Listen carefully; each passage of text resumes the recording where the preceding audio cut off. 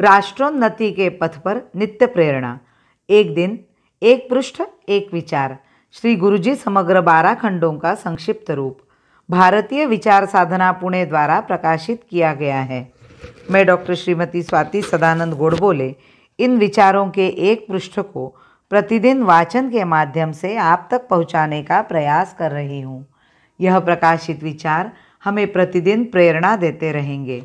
आज दिनांक 26 दिसंबर का विचार, वैदिक ज्ञान मानव उत्कर्ष का साधन। विद्यार्थी अवस्था में जब विशेष अध्ययन नहीं हुआ था, तब मैंने एक बार श्री अरविंद का अंग्रेजी में लिखा हुआ ऋषि दयानंद का बड़ा हृदयस्पर्शी अल्प शब्दों का जीवन चरित्र पढ़ा, जिसका मेरे मन पर बड़ा प्रभाव हुआ।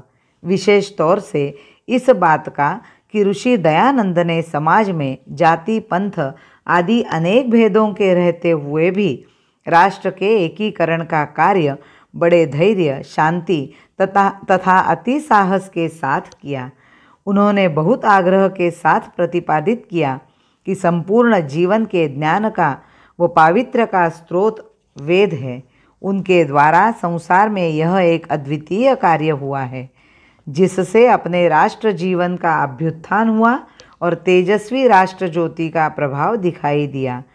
जिस समय राष्ट्र, धर्म, एकता का ज्ञान व स्वतंत्रता आदि के बारे में कुछ कहना बड़ा कठिन था, तब ऋषि दयानंद ने तेजस्वी राष्ट्र जीवन जागृत कर देश की स्वतंत्रता के लिए अनन्य रूप से चलने वाले कार्य को आर्य समाज की ध्वजा के नीचे जितने त्याग तपस्या के साथ किया, वह भी कृतज्ञता की बात है। उसमें विशेष बात यह है कि उन्होंने अपने संपूर्ण जीवन की शक्ति का ही राष्ट्र के लिए आह्वान किया है। अपने देश में अनेक मार्गों से समाज को आध्यात्मिक ज्ञान द्वारा प्रेरणा देने का प्रयत्न किया गया है। उसमें संपूर्ण जीवन का विचार किया गया, किसी शाखा उपशाखा के लिए दुराग्रह नहीं हुआ। अपने देश में लोगों को पारलौकिक एवं इहलौकिक सुख प्राप्त हो, उसके लिए सुगम मार्ग ढूंढे गए। अपने उन महापुरुषों ने जो कुछ बताया, अपनी स्वतंत्र प्रतिभा से बताया।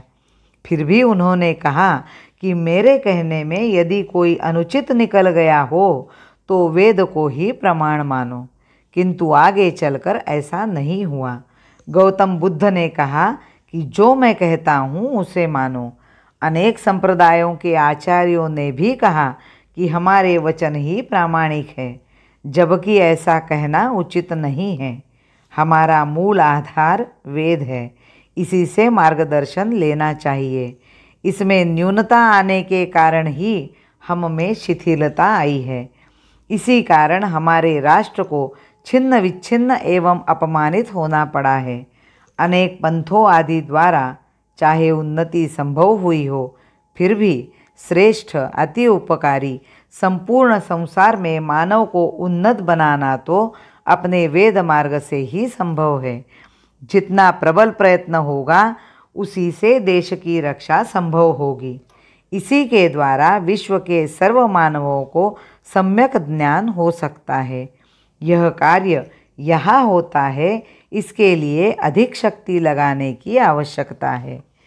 इसी सत्य को विविध पक्ष से वेदों में हमने गाया था। इसी सत्य को विविध पक्ष से वेदों में हमने गाया था। निकट बिठाकर इसी तत्व को उपनिषदों में समझाया था। निकट बिठाकर इसी तत्व को उपनिषदों में समझाया था। उपनिषदों में समझाया था। भारत माता की जय। वंदे मातरम।